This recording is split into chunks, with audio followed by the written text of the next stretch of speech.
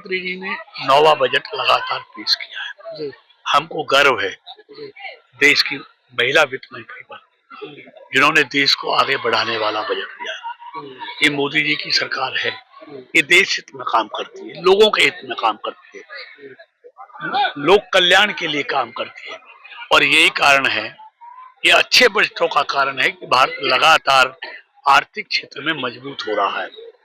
11वीं से चौथी अर्थव्यवस्था बना है, बहुत जल्दी तीसरी अर्थव्यवस्था दुनिया की बनने जा रहा है।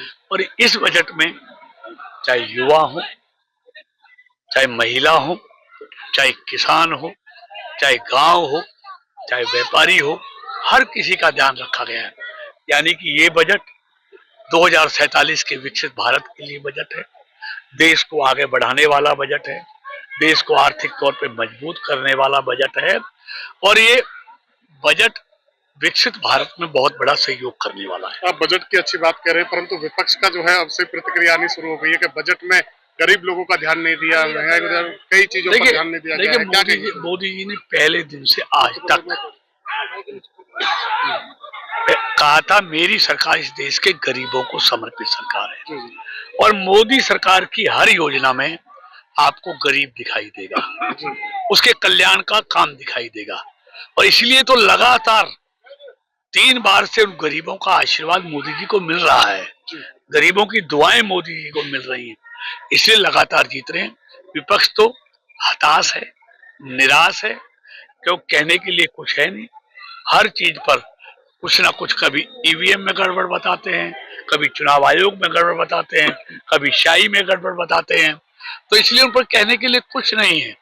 इससे अच्छा बजट देश हित में, लोगों के हित में कोई दूसरा हो नहीं सकता। एसवाईएल को लेकर भी भूपेंद्र सिंह हुड्डा ने निशाना साधा है, कहा है कि जब पहले ही जो ये फैसला आ चुका था कोर्ट की तरफ से 2002 में, तो उसके बाद केंद्र सरकार का काम था और पंजाब सरकार से मिलकर बात करें, परंतु इसमें जो बैठक की गई है मुख्यमंत्री तरफ से, वो निराधार बैठक है, उसका कोई मतलब नहीं है। देखिए, इनको कहने के लिए कुछ नहीं है, सिर्फ तोहमत लगाते हैं। जब केंद्र में, पंजाब में और यहाँ हरियाणा में तीनों जगह कांग्रेस की सरकार थी, तब तो इन्होंने कुछ कहा नहीं। अभी तीनों जगह तो एक दल की सरकार नहीं है, वहां पार्टी की सरकार है। तो सुप्रीम कोर्ट के फैसले के बाद भी सुप्रीम कोर्ट ने कहा है कि दोनों प्रदेशों के मुख्यमंत्री बैठकर इसका कोई हल निकालें। ये सुप्रीम कोर्ट के आदेश पर ही ये बैठकें चल रही हैं। एक आखिरी सवाल, और आपसी बातचीत से ही कोई रास्ता निकलेगा, और निश्चित तौर पर। लेकिन विपक्ष के पास जब खुद करने की ताकत रखते थे, तब तो इन्होंने कुछ किया नहीं।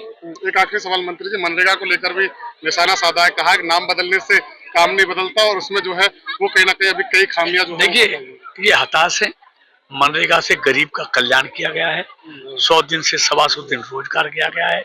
भ्रष्टाचार से भ्रष्टाचार पर रोक लगेगी, नकली जॉब कार्ड नहीं बनेंगे, गांव को अधिकार होगा, गांव के लिए कौन सा काम महत्वपूर्ण है, ग्राम सभा तय करेंगी, और बायोमेट्रिक हाजिरी होगी, नकली जॉब कार्ड नहीं बनेंगे, नकली पेमेंट नहीं होंगी, इसलिए घोटाले नहीं होंगे, इसका दर्द है।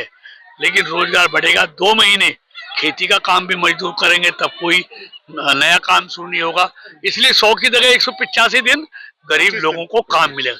125 दिन, 60 दिन वो किसान वाले भी, तो 185 दिन लोगों को काम मिलेगा। 15 दिन की जगह 7 दिन में पेमेंट होगी, तो अच्छा काम होगा और गरीब का कल्याण होने वाला है।